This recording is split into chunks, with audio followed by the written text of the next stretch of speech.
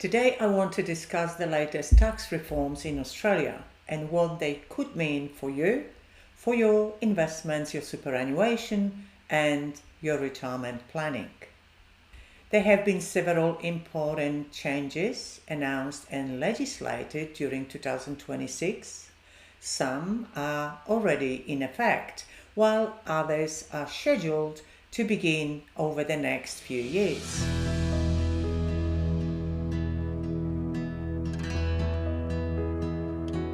Hello and welcome to About Retirement TV.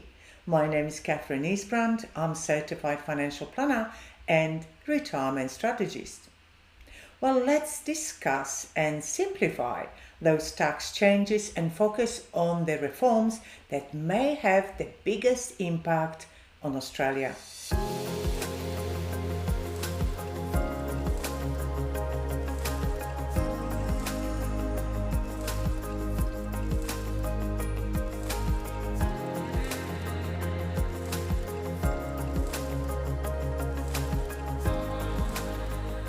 Personally, I believe that most people don't even realize how much of the impact those changes will have on your savings, your planning, and on the future of Australia. Tax cuts for all Australians. Well, what's changing? From 1st July 2026, the tax rate applying to income between 18,201 and 45,000 has been reduced from 16% down to 15%. And then from 1st July 2027, the same rate will reduce further to 14%. These changes have now become law. So what does that mean? For most workers, this means lower tax withheld from the salary, higher take-home pay, and additional cost of living relief. The actual benefit varies depending on your income, but virtually every taxpayer receives some benefit from those changes. I will come to this topic in a later part of our discussion. Superannuation tax changes.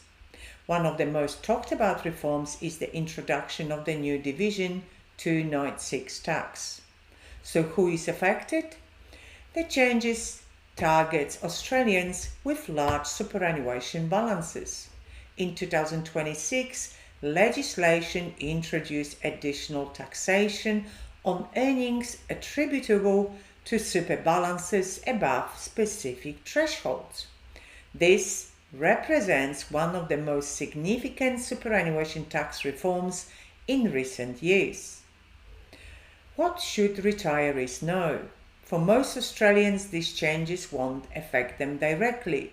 However, clients with substantial self-managed super funds, family wealth structures, or long-term estate planning goals should review their strategies to ensure they remain tax effective.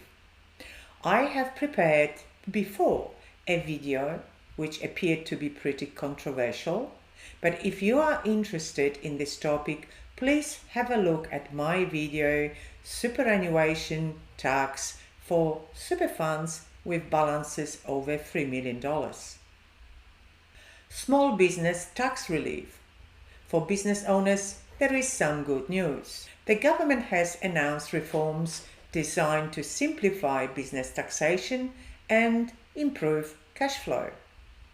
Measures include making the $20,000 instant asset write-off permanent, simplification initiatives for business tax reporting, reforms aimed at reducing administrative burdens for small businesses. If you operate a small business, it may be worthwhile reviewing planned equipment purchases and business investment decisions with your accountant or your financial planner. Proposed property tax changes. Well, let's talk property now. Several significant proposals have been announced that could impact property investors from 1st July 2027. Negative gearing. the government has proposed the limiting negative gearing benefits primarily to new residential developments. Existing investment properties held before the changes would generally maintain current arrangements under proposed grandfathering rules. Capital gains tax. Another proposal would replace the traditional 50% capital gains tax discount with a different system linked to inflation. These proposed reforms are intended to change how future capital gains are taxed and could influence investment decisions for property owners and investors. An important information, some of these measures still require legislative implementation and are proposed for future commencement dates. Trust and wealth structuring reforms. Another important area is discretionary trusts. The government has proposed introducing a minimum tax rate for certain discretionary trusts arrangements beginning in future years. These reforms are aimed at simplifying the tax system and addressing some income distribution arrangements commonly used in family groups. If your family operates through a trust structure, professional advice will become increasingly important. So what does this mean for retirees? If you are retired or preparing for retirement, here are my key takeaways. Review your superannuation strategy, particularly if you have large balances or multiple retirement structures. Review investment ownership. The way your assets are owned may become increasingly important as future tax reforms unfold. Consider the long term. Many of these reforms won't affect your tax returns immediately, but they may influence long-term wealth accumulation and estate planning strategies. Seek advice before making major decisions. Tax legislation is consistently evolving, and what looks like a simple decision today may have significant consequences tomorrow. As a conclusion, are those changes for our benefit? No, and this is a big no from me. Tax cuts for all Australians, as Albanese calls it, gives us all some scraps. Tax reduction by 1% is meaningless. Maximum tax savings will be $268 per annum. Compare this to the introduced capital gains tax of 30% tax from $1, regardless of your income. You could sell your property, for example, your shares or any other assets held for long term, and you will be paying 30% tax on all assets increased value. For example, if you sell an asset and you make a profit of $100,000 and you have no other income, so I am not talking about wealthy clients. I'm talking about a person who is about to retire, no longer working, has no other income.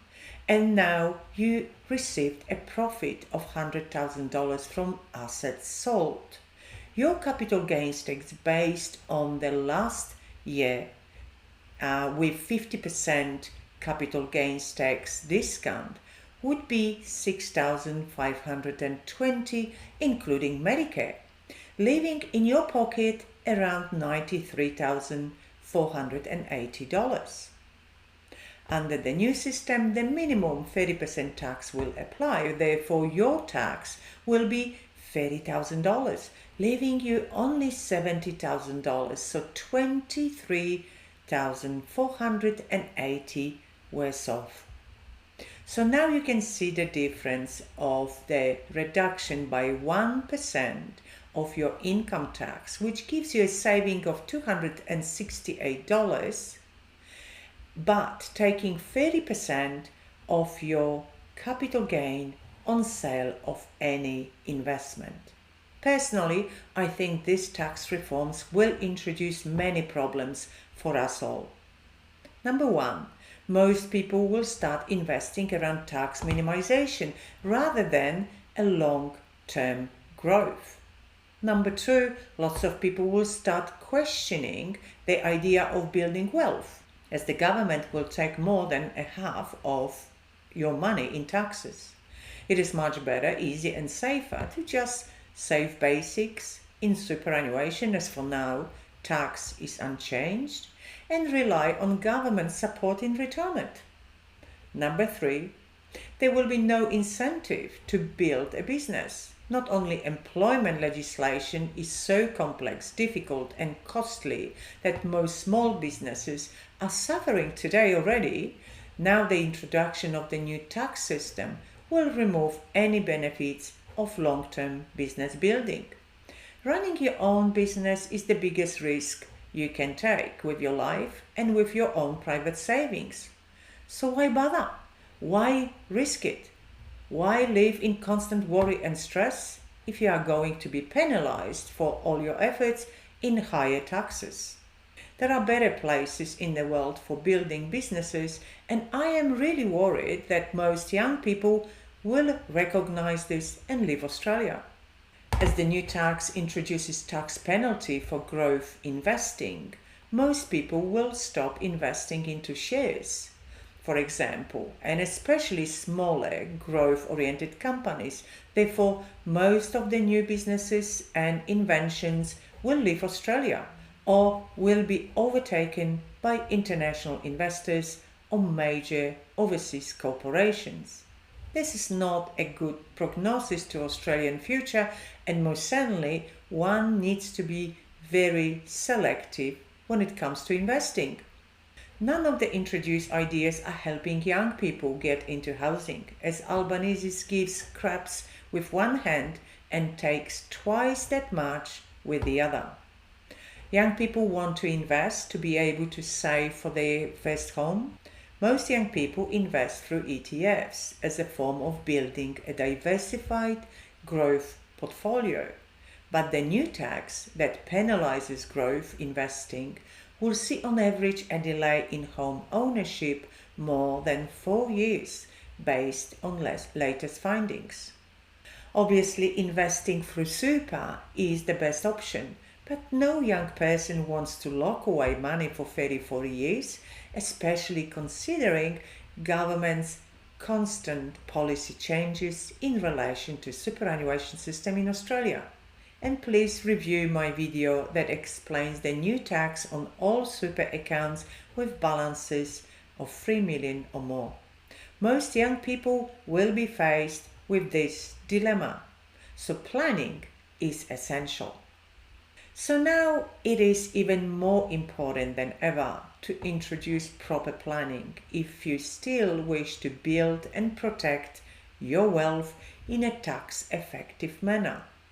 If you would like help understanding how these reforms may affect your personal situation, please contact our office. It is essential to speak with a qualified financial advisor and tax professional.